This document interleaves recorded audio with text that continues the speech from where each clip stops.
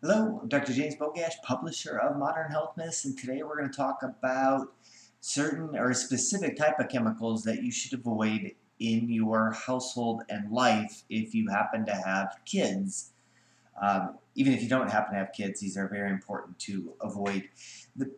We are just overloaded with a high number of environmental chemicals that most of us don't even think twice about, but have well documented health effects. You've certainly heard me talk about BPA in plastic water bottles, and this is why, short of dying of thirst in a desert, we avoid drinking out of plastic water bottles. Despite that, the message does not seem to be getting out because their use is everywhere. This particular study looked at phthalates. That is Phthalates. And you could probably think of them as the new shower curtain or new car smell. These are generally compounds used as a solvent, so you'll find it in most fragrances, which is why you have to be careful with things like dryer sheets and everything that makes your house smell yummy that's not essential oils should absolutely be avoided, especially if you're planning on or have a desire to become pregnant at any point, because these chemicals absolutely affect both fertility and likelihood of things like miscarriage or even termination of pregnancy early, so with not carrying a baby to full term. These chemicals have serious issues on our health, and yet we are exposed to them all the time, and we don't generally even think twice about them. If you happen to, for our family, if we happen to buy a new car, those windows will stay down for the first 6 months of owning that car. The last thing I want is, especially in the Arizona summer, is for everything coming off of the vinyl to be at high levels, to be breathing that in an enclosed space.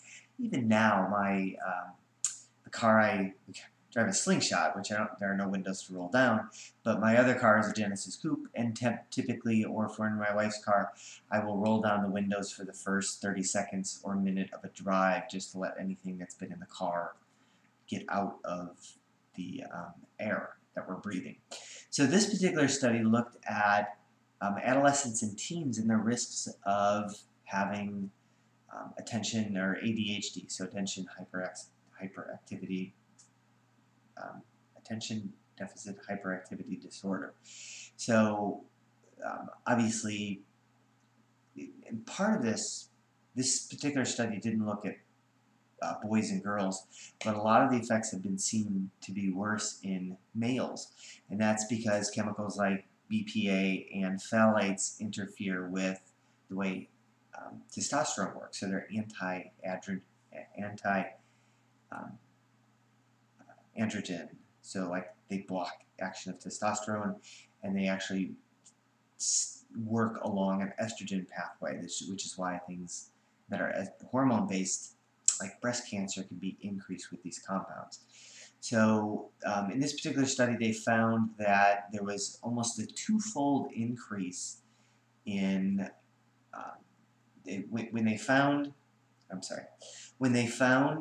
they looked in the urine of these kids for these breakdown products of certain phthalates, and the study goes into lots of different ones. Let's just call them phthalates in general.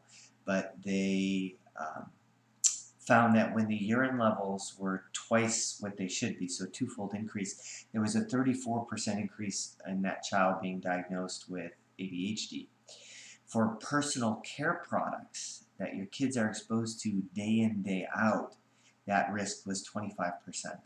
So clearly, these chemical compounds that we don't even think about, that we think are safe, are not, and they're affecting our kids' brains. And so paying attention to things that just have fragrances, those almost always contain phthalates. That's why all of the things like soaps and shampoos that we use in our household are phthalate free. Um, Colognes you have to be careful with, those nice smelling deodorants, powders, hair products. All of these things have a tendency to contain phthalate, and these compounds will definitely affect your long-term health, and we need to avoid them as much as possible.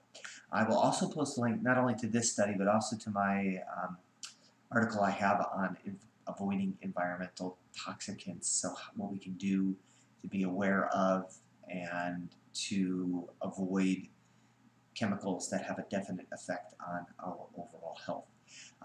As always, make sure you like this video, share it with somebody who you think needs the information, and subscribe to the channel.